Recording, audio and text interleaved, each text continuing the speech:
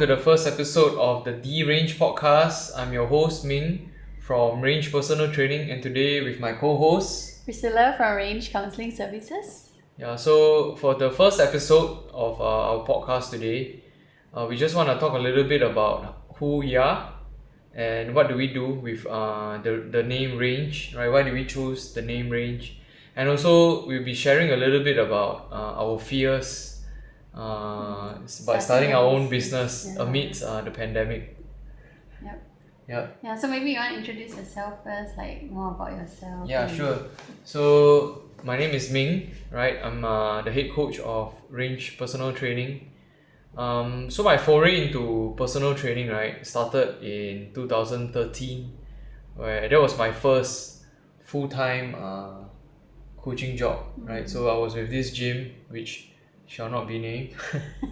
I mean, it was a very pleasant experience because it was my first real foray into coaching, and my first coaching gig was actually a very insightful experience because I got to work alongside with very, I would say, big name coaches then, and they had a system. In my first employment, they had a system, right, for coaches to advance. So when I was onboarded as a coach, we had a checklist that we actually had to go through. So the checklist included, like, methods of training that you experience, that you go through, books that you should read as a coach. So during my time there, it was very I would say it was a great experience. It was very insightful because there was coaches above you that would be concerned about your growth, right? Because you're attached to a particular coach, and then they would take care of your career advancement or progression, so to say, right? So I was there for about 2 years because I was at the time I was studying part-time. Also, I was trying to get my degree in exercise and sports science.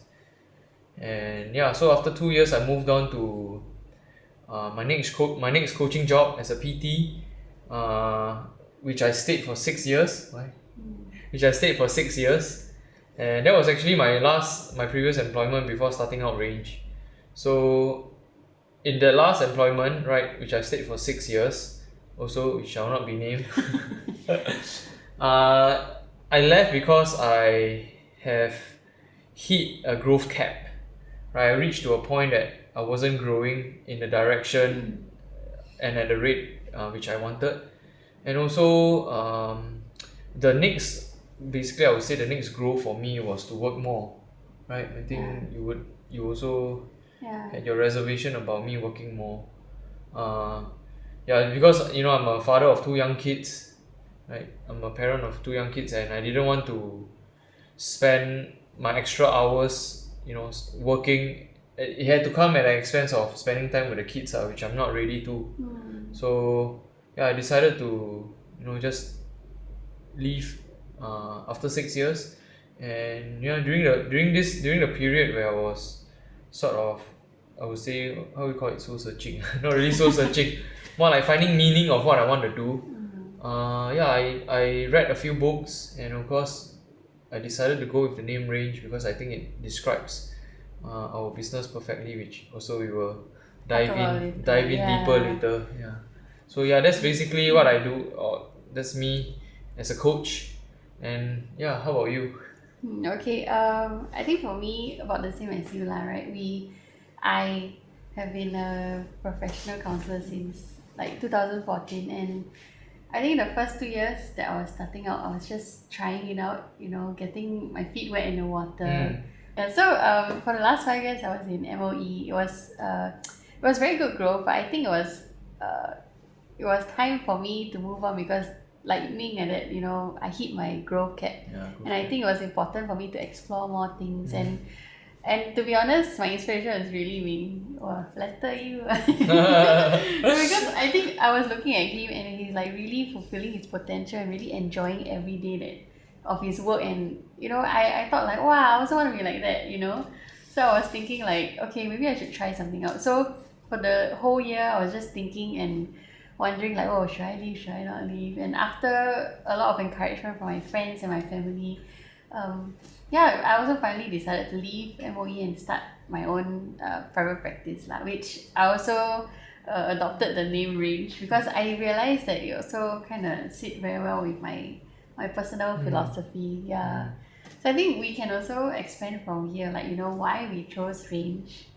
Yeah. Yeah, of course. I mean, before we go into that, also there's another thing that we want to say about growth, right? Like every time when we hear, people talking about, growth, personal growth, or financial growth, or growth in general, I think it's very personalized. It's very individualized. Sorry, it's very individualized, right? Will you say that? Yeah, correct. Everybody has their own different priorities and things they want to fulfill in life. But I think for us, our version of growth is like, is Intangible, you yeah, things development of the self.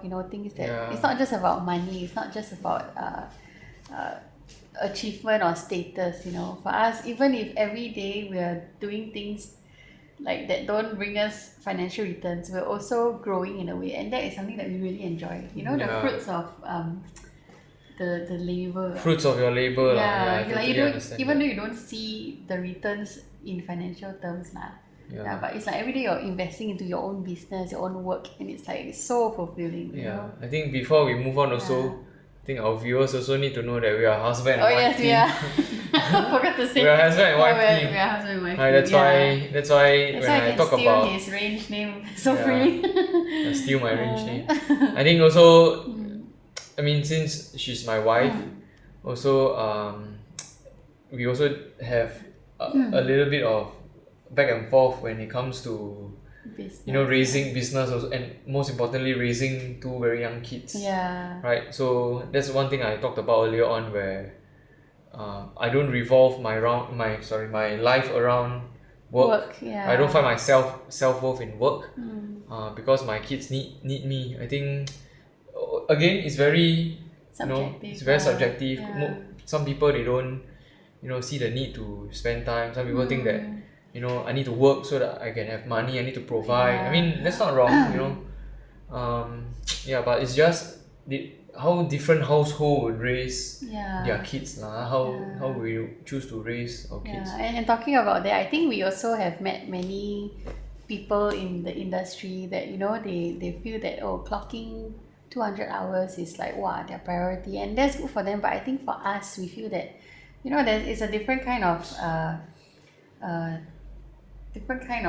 priority. It's a different kind of satisfaction also. Yeah, different kind of satisfaction, Right? I guess. Yeah, it's something that we feel is, money cannot buy time for you. Like if you spend time with your kids and to see them grow and being there and present for them, I think that's more important for us. That's time you can't get back. Yeah.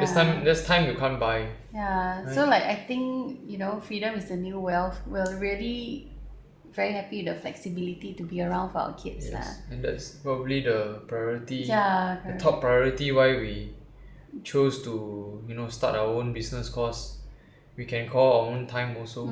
Even though I can say that my previous employment pays me better, but as a human being, I'm growing every day. I'm now a business owner, not just a coach. Not just drawing a steady salary.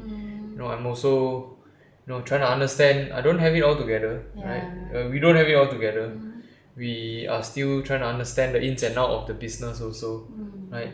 Still dabble into how to do marketing, how to reach out to the masses, how to generate leads and stuff like that. So I think it's definitely a very worrying, but it's a very fun experience thus far. Yeah, it's like a good stretch, Yes, like our character also. Learning to trust, and especially working together as husband and wife team.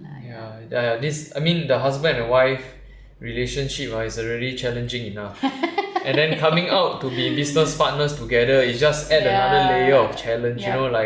Even before starting this video podcast, I think we already had not really argument. We just had a lot of squabbles. debating about how we should do things, how we should run the flow and everything, but we both had different ideas, different expectations also. So I think it's about clearing those up before we actually run with the project. Yeah, and also Yeah. being husband and wife, there's no time away from each Yeah, other. correct. So So you every argue, day. we still lock horns, we still see each other Yeah, so at home. so I think that kind of helps us with our character building also. We Yeah. see each other, we know we have to face each other like bo pian. We have to confront our differences, so to speak. Like, we're being ideas for the business or whatever. Yeah, so we are challenging our relationship, growing in a relationship also. Like why I decided to leave. Why I decided to start range amidst a pandemic was also because of this client. I would call him a friend, Zhao Yi. I spoke with Zhao Yi, and then he was very. He's one of the guys that I consider a friend, and also he's very pragmatic and he's very prudent with some of the advice that he gives. He's very careful also. So when I talk about, hey, I wanna leave and wanna start my own business, he was very taken aback. He said, oh bro, you really wanna do this? Hey, pandemic, economy not looking well, So he basically laid out the financial path for me. And then again, as a friend, he spoke to me as a friend and he told me like, hey, if growth is what you seek, this is the right path to go down, right? This is the best time. In a pandemic, get your feet wet, throw yourself to the deep end of the pool, then struggle a little bit, which I did for the first few months, because when I came out by myself, I was renting from a place also which shall not be named. A place which shall not be named. I was renting a gym space from another place. And then my first day when I step in there, everybody look like they got their shit together, they know what they are doing. But then again, with time, I realized that I'm also capable. I have the tools already. All I need is just time. Just spend time in the environment, growing. So it's been a very insightful and fun journey thus far. It's only 10, 11 months? 11 months? Less than a year. Wow. Less than a year since range. The philosophy, actually, the seed has been planted in me, and then we are starting to see the brand slowly growing. So maybe just to segue into the next question, like range, right? Like range philosophy. You hear us talking about range on our social media, like why generalist I wouldn't say it's better, but why generalist is not oftentimes praised when you compare them against specialists, right? So maybe as a counselor, from your point of view, would you like to share a little bit more about this range philosophy, like why generalist? So I think, as a counselor, as a psychotherapist, you need like a whole range of tools in your toolbox, So I have friends and I know people personally who have been so sucked into the idea of being a specialist, being certified in this and that, this and that. But what they're actually doing is really just tunnel vision. It's very tunnel vision. It makes them look at every client in a particular lens that might not be the best suited for them at that point, So I think over time, initially I confess I used to be like that. So I wanted to like change for certification, do this and do that, make myself feel like, I got the say, that kind of thing. But actually I realized that, even if I go for different courses, I don't need to be certified in one particular modality, because I think it's important that I have tools in my toolbox. So whenever I meet a client, I can, this one maybe can better, or maybe at a different season of his life, this tool will be better, So I think having that flexibility and the variety to help the client with the different needs. Because every person is different, and everybody comes to you and it's so complex, the things that they deal with and how they feel and all that. So it's very, for me, I feel like it's very difficult to see people in just one or two particular modalities. But I prefer to, so that's why I really enjoy having a range, and I really believe in the term range and being a generalist. Right? So that's very important for me, that it has to sit well with my belief also. For you, I mean, when you were in MOE, you work with mainly with kids, Yeah. right? You Yeah. work mainly with teens, Teenagers. Yeah. right? So from from the age of 13 to what 16, 17. 17, right? Sec Yeah. 1 to Sec 5. Mm. So like for example, counseling kids is very different from counseling adults because they don't know how to Yeah. express Correct. how they are feeling, their emotions. Mm. So what sort of tools, when you say like tools in your toolbox, right? What sort of tools do you have, especially especially when you counsel kids where they are not so, how do you say, Expressive. not so expressive in Sorry. the way they express themselves? Yeah, so I mean, generally with children and teenagers, they're not very good with their words, so that's why sometimes they end up bottling up a lot of their emotions and then they feel very tense. So, what I usually do is okay, this is like actually my secret tool. I have two very big Zen trays which I use to help kids to express themselves, and they really enjoy it because it's so sensory and it's so nice, and it brings them back to their childhood days. Yeah. And that's when they just sit down and relax and they start playing. So I'll ask questions and start talking about their feelings, and then they'll express themselves through that. We can do other things like because Play I've with also figurines. play with figurines or like clay or drawing. So all these are different mediums used to just express their feelings. And I think it's you so for kids and for adults you can work differently, but you can also use the same tools. Yeah, so I think having that, learning different things and helping the client to express themselves, that is my main goal lah. Yeah, I'm not here to fix problems. I Yeah. don't want to say like, oh, you have been diagnosed with this and that. I'm just here to really help them to Navigate through their navigate through, regulate their emotions and all that. Yeah, and for me to do that, I cannot just fit them into one frame. I need to have like a whole assortment of things to do. That's yeah, right. so that to me is the reason why I also believe in range. Yeah, I think you mentioned helping them to navigate through their feelings and not finding solutions. I think that's something that most people need to understand when they are seeking counseling, when they're seeking therapy. Most of the time, people have the idea where they are going to a counselor to find answers. Yeah, but I think that's the misconception, because I think finding answers is not from me or the counselor. It should be the client themselves. They can find their own answers when they talk to me. So this is like a whole journey of self-discovery also. Like, So you point them to the direction, so to say. more like I walk with them to whatever direction they want to okay. go. So even if it's the not so best choice but they think it's the best, I will just follow them. So even if they fall down, I will still fall with them. You know what I mean? So it's basically journeying with them all the way through in whatever season, whatever point of time they are at. Like I think people really need someone to be there. That's all. They don't need you to fix their solution. They don't need you to do things for them. They just want you to be there. Yeah. Just like husband and wife also, I just want you to listen when I talk to you. But then as men, we are very solution focused, right? So we always correct. try to find solution. But that's another point. So I mean, so that's the whole thing about like journeying with clients and helping them along the way.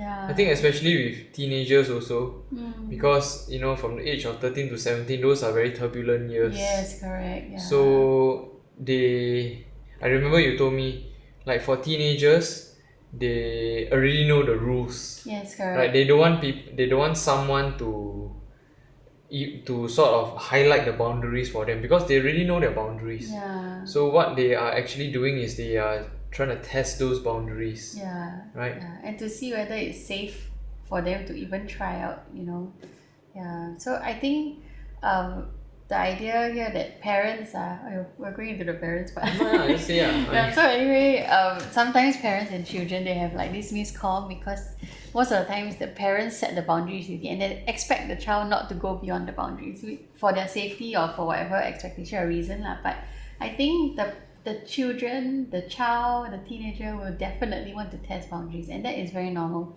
It's human being, right? They want to stretch and go beyond what is like if you say don't open that box, you sure want to open one, right? So it's like so even when they test, the parents need to be able to support them through the safe boundaries, like, and Yeah. to make sure that, hey, you want to try, I'll be there for you, and to take care of you, to comfort you, even if you make mistakes. Yeah, and not like to like X them out and say like, oh, you're a bad kid, you're naughty because you made this mistake, or you're lousy because of that. So I think it's the expectations are different. Yeah, for and, sure. and that's why I think a lot of parents have a lot of miscomm with the kids, and they clash, and it's very difficult for them to understand the child, and the child also feels like, oh, my parents don't understand me. Yeah, so that is where I feel I'm very passionate about, like, helping parents to really understand what their child is going through. Yeah, sometimes the child can be labeled as like naughty or bad, or like, my child is throwing tantrum, I don't know why, or behaving very badly, but let's look deeper than that. What is the cause of the tantrum, so to Yeah, correct. Wow. But anyway, so what about you, range? Range, Why do you believe where in do I range? start? I'm gonna go on a long rant already. Not too long, please. Okay. So why range? So I think the viewers need to understand, right, that also I'm a very avid reader. I read a lot of non-fiction stuff. Sometimes can be quite boring. And I have a list of books that I try to read them through every year. Right, so during my I would say during the lull period where I was transitioning between my previous employment and starting range, I didn't have a name. I didn't even have a logo to want to represent the business or to represent me in essence. Right, range is basically just an extension of me. So what got me to the name range was these two books. The first one was the Book of Five Rings by Miyamoto Musashi, and the second one was Range by David Epstein. So in the book Range, it talks about why generalists, right? Why high level problem solvers, they have breadth instead of depth. So if you take a look like at someone who is a PhD, right, who has extensive knowledge in their own field, right? Those are the people with depth, right? Because they have very deep knowledge of their own field. They are specialists, right? Because they are doctors, they have studied their craft enough, right? But David Epstein presented the other side of the coin. He actually had a debate with Malcolm Gladwell also, where they talked about the 10,000 hour fallacy, right? In order to achieve excellence, we need to put in 10,000 hours of deliberate practice. So he didn't broke down the whole myth about 10,000 hours. He said yes, to get to any elite level, there must be certain hours of deliberate practice. But so he opens up the book very beautifully. He talked about Tiger Woods, the whole Tiger Woods and Roger Federer comparison, right? He talked about how Tiger Woods, he had natural talent. At 2 years old, he already mastered the swing. His father groomed him to be a specialist, to be one of the greats in golf. But on the other hand, you look at Roger Federer, one of the greats in tennis, but his path to elite isn't sort of, so to say, isn't somewhat of a straight line like Tiger Woods, right? He dabbled in soccer, he played wrestling, badminton. A variety of things. Right, a variety of things. So he filled his toolbox with different tools. Even his mom was a tennis coach, and his mom said that, hey, I don't want to coach my son, which I agree. I agree that parents shouldn't be coached, but we leave it for the next time. Anyway, so Roger Federer, he achieved, he's again one of the greats, if not the greatest in tennis in his own field.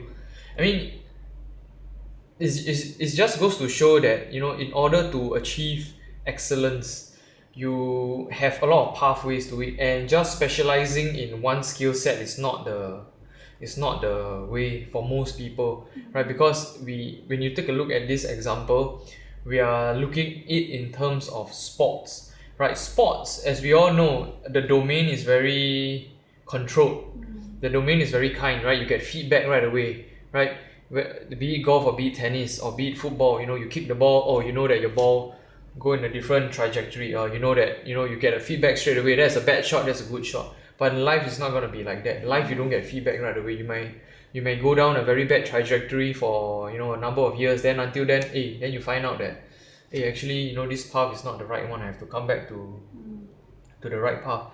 So anyway, why range? Because the book really speaks about my philosophy in terms of training my own clients also. Just now, like what you said, there are counselors.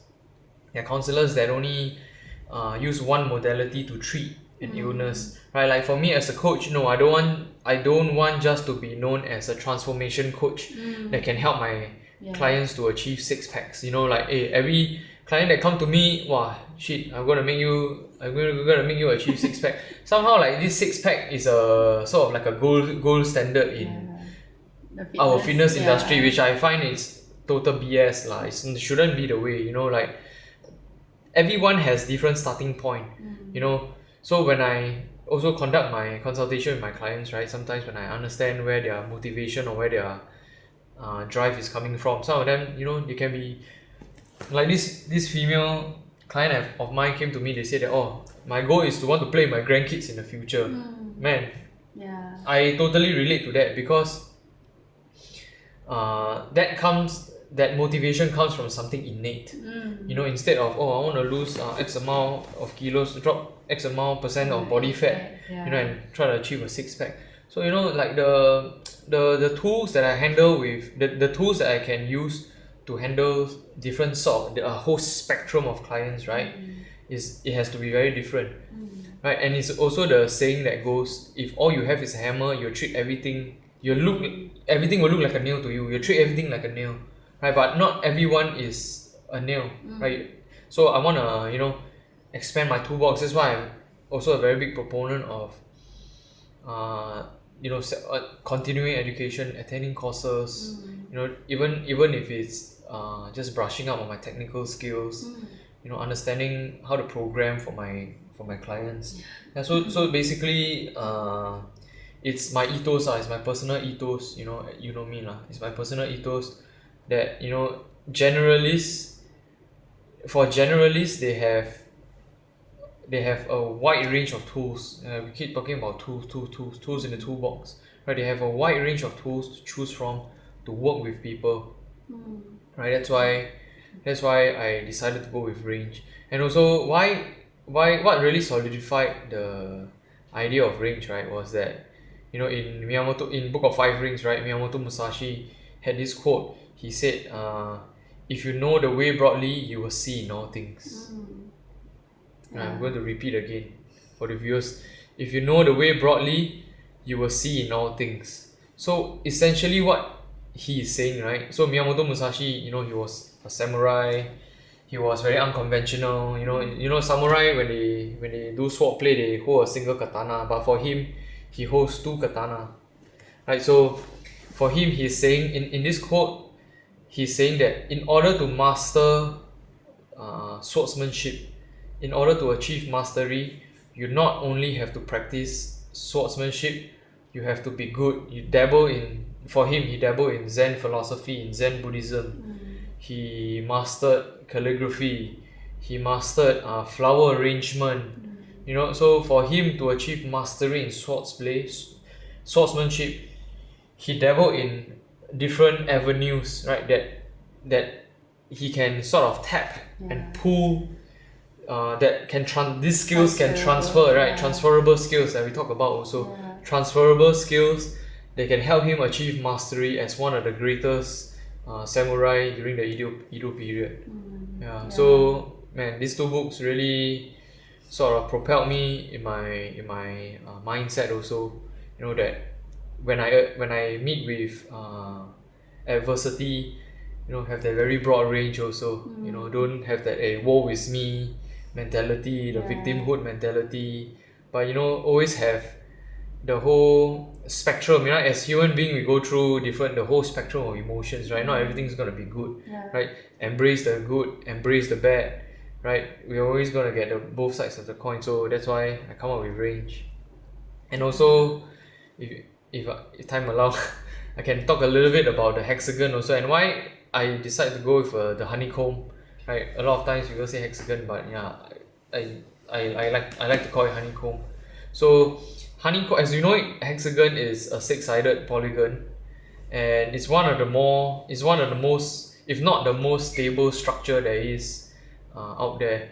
And if you take a look at hexagon, right, if you were to tessellate these shapes, it's infinite, right? And it also has correlation with Fibonacci sequence and hexadecimal and golden ratio, those sort of stuff. So you know also lah, as my wife knows that I'm a little bit of a history nut also. I like to read Little about bit is an understatement. I like to read about ancient civilization and ancient history. So I got an inspiration from just my time reading about ancient history. Just decided to run with the honeycomb. And of course range. That's my ethos. That's why we decide to go with the name range. Yeah. Was there anything? Is there anything to add? Do you have anything to add to range? No. Yeah. So yeah. So I think the idea in summary of what he was trying to explain is that, you know, when you learn about different things, you're able to have transferable skills from different domains that will help you in any situation. So Right. you don't get caught off guard.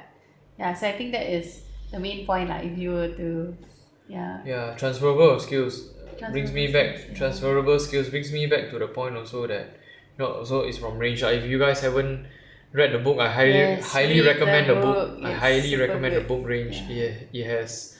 It spoke to me. It spoke to me differently at different life phase. I would say, you know, that's why I make it a point to read certain books every year. Just take my time, you know, even though it's points that might have read already. It's just, you know, the book just speaks to you differently at different life phases. So yeah, I mean, the transference of skills is also something that was talked a lot in range, right? David Epstein talked about it. In one of the chapters, he also talked about grandmasters in chess, right? The Polgar sisters. The three sisters whose father actually groomed them to be chess masters. I think the younger sister actually achieved, if I'm not wrong, achieved the rank of international grandmaster. The first to date, I think to date, no, probably the first ever female to achieve the highest rank in chess. So for her, I mean, the father groomed them to be chess masters, right? So they actually did an experiment with her, where they placed random chess pieces on the board that made sense, obviously. So, and they told her to sort of remember the sequences on the board, and she was able to replicate those sequences, you know, after a few seconds of just taking a look at the board. But when they scramble up those chess pieces, right, she couldn't replicate. So he actually attribute the mind, the brain in retaining information, right? As he coined this as chunking. So our brain, when we look at information, right, we actually don't read it word for word, right? We recognize patterns. So it's a very good case in terms of in chess, right, in this scenario, right? When she look at a certain scenario on a chessboard, she probably have a lot of scenarios going on in her head already. So she just remember a particular sequence, and that's about it. Because those chess pieces obviously make sense to her lah. But when they scramble up the chess pieces, she weren't able to replicate those chess pieces. So yeah. So in the sense that, you know, generalists, when you dabble in different domains, right, I think there's something to be said about transference of skills, and also, you know, mapping out that learning is not always a linear curve. Would you say? It's not always a linear curve. Like real learning is always going to be Up and down. a little bit undulated, right? Moving on to the next, So they're just talking about fears. Sorry. So I think we wanted to talk about, you know, our fears of setting up our own businesses. Because I think before he came out, he was telling me that, oh, you know, what if I can't do this, I can't do that, and there was a lot of we behind the scenes we had to do a lot of like talking through about whether you should do this or you should do that. Yeah, but I think over time when he came out, he realized that okay, actually this is quite doable. So he went to do his own thing, and why? I mean, I'm very proud of him. That he took off, and things started to be more stable, and it was it gave him a very deep sense of achievement, which I think you cannot replicate that anywhere else lah. When you do something from your own, from scratch, right? You like this? Yeah. It's like 100% of my effort goes into 100% of my effort goes into the 100% of the business. Yeah, correct. Because I'm not working for someone. Yeah, correct. I'm working for myself. I'm growing a brand. Yeah. And the brand is a reflection, like I said, it's a reflection of my beliefs. So when people ask me, why range? Because why? Exercise, range of motion. Like, no lah. Because then I have to explain, like, then people say, wow, you so deep one, you read one. Because I, try to evaluate myself lah. Yeah. So I mean, that was the initial fear, but I think the other fear was that, we were thinking about like how things would happen if we were to work together as husband and wife, and some husband and wife team they end up divorce and all that. So scary. Yeah, but we are very thankful that things are still okay. Yeah. Yeah. FYI guys, the video and the podcast production also husband and wife team. Yeah, so yeah. Big shout out to electors. You guys are the best. So you have anything about? I mean, even though this is the first episode of the podcast, right? Like, the journey has been quite crazy because what are the chances, right, that a husband and wife team meet another husband and wife team? Yeah, that one we were really like, wow, actually quite cool, So sometimes we also draw little inspirations from our friends, from behind the people, camera, from people behind the camera. Yeah, really. Right? So they inspire us also lah. Yeah, so if you want to know them better, you stay tuned for the next episode. Yeah. Okay, come talk about your fears also. Okay, yeah. So anyway, back to talking so for about me, fears. coming up from for the past like maybe 7-8 years, I was working in a place that I have stable income and everything was just stable and safe. So Civil servant. so coming out of this stability really kind of like scared me a lot lah. Yeah, so I had every day I'll be telling, what if I cannot earn money? I have bills to pay, I have children to feed, that kind of stuff. So it was very and the struggle is real. Yeah, I mean, you're Singaporean, you have so many things to pay for, right? Insurance lah, children, this and that. So it's like I had a lot of fears lah about whether things can take off. But yeah, so when I came out, I told him, just pretend that I'm a stay-at-home mom for the next few months. No income. Yeah, but I think when I start doing things on my own and things start to pick up, and it's really very exciting to see your business grow and you see the fruits. It's like, wow, so exciting, So that was the initial fears. Of course, now we still have fears lah, but we're managing it better. Yeah, and things are slightly more not so. Still rocky lah. Yeah, still. Not so. Yeah, still rocky. Still rocky lah. Still don't know. Still have no idea what we are doing lah. But we're just gonna do what we like now. Just do it day by day lah, step by step. Yeah. I think for me also, coming from a very traditional Chinese family, right? It's always study hard, go and get a job. Stay safe. Go and get a government job. That's the best. Yeah, government job. Grow up to be doctor. Grow up to be lawyer. Wow. But too bad lah. I'm not cut out from that mold. Yeah. So also linking back to range, right? Because back then, our parents, they were subjected to different trials and tribulations. Yeah. They had their own. They went through the what do you call that? The Asian financial crisis. Right, they went through the financial crisis, so their outlook for life is a bit different from us. So they just, they safety come from. Safety is very important for them. Correct, safety is very important for them. Yeah. They come from a point where stable job, right? Stable job, don't rock. Good for life. Good for life. Work until you die. Yeah, but there's nothing wrong with that. Don't rock the boat too much. Nothing wrong with that. It's just that maybe some people are made for different things. Right. Yeah. So that's the same also, Yeah. no cookie cutter approach. Yeah, When correct. it comes correct, to yeah. parenting, it's Just the same try thing. everything. It's the same thing when it comes to parenting, right? There's no cookie cutter approach because every kid is different, Yeah. right? And And we're there's all also raised differently. raised different. Yeah, we come from different backgrounds. Mm. For you, the way you counsel your clients also, right? You need to have different toolbox, no cookie cutter approach.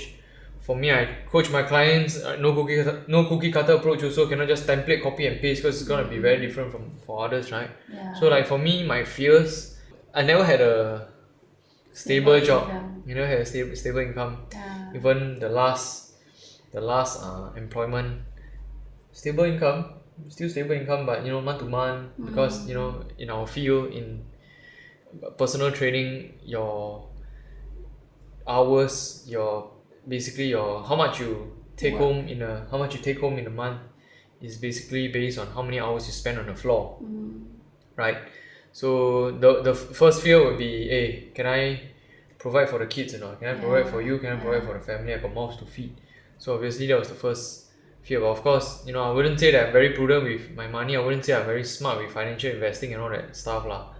But obviously we got savings, to tide us through rough patches if they do come. Touch wood, so far don't have. So I think we are quite comfortable. I mean, also throughout the pandemic, we see people who are in a tougher predicament. I mean, look at those low income groups. My heart really goes out to them, like those delivery food riders whose income, they literally they are working from paycheck to paycheck, really hand to mouth. So when I do not say compare, but when I look at my circumstance versus their circumstance, I feel like, hey, I'm in a much better place. I shouldn't compare. I should be grateful for what I have right now. Yeah. If it's anything, our standard of living can always come down. Right, so that's probably the biggest fear for me when I came out and do my own shit. And then obviously, when I first came out, when I rented from this particular gym, the clientele there is a little bit more of the atas one.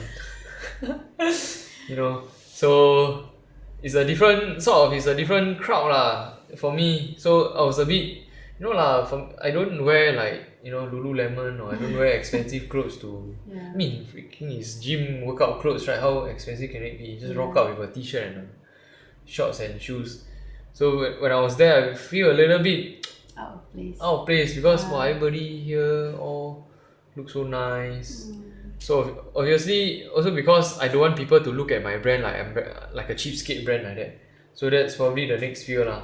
You know what I mean? Yeah. Yeah, so I guess this is basically what we want to talk about for the first episode. Do you have anything to add? Nope, that's all. Okay, shall we wrap up? Yep, let's wrap up. So I guess this is the end.